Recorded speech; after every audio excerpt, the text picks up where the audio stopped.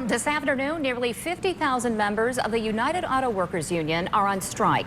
At midnight, the third shift workers walked out of their General Motors plants. Included in the strike are workers at the GM plant in Wyoming. News 8's Catherine Ducharme is there and joins us now with more. Yeah, and the strike started at midnight, and since then, dozens of workers have been heading out to this spot. This is right in front of the GM plant in Wyoming off of Burlingame Avenue. Now, more than 49,000 workers across the country have been walking off the job, heading to the picket lines, including these crews like we mentioned. This is the first national strike by the union since 2007. The contract between GM and the UAW ended on Saturday. The strike was announced yesterday afternoon, voted on unanimously by plant-level leaders. That means 33 manufacturing plants across 9 states will shut down, as well as the 22 parts distribution warehouses. UAW leadership says the strike is the union's last resort. They also called it necessary, standing up for fair wages and affordable quality health care.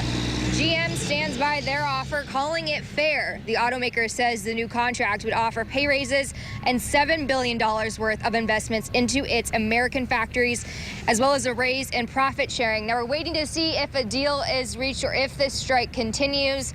We'll be updating you here, as well as online woodtv.com. In Wyoming, Catherine Ducharme, News 8. The negotiation process is something the UAW does every 4 years with Ford, Fiat, Chrysler, and GM.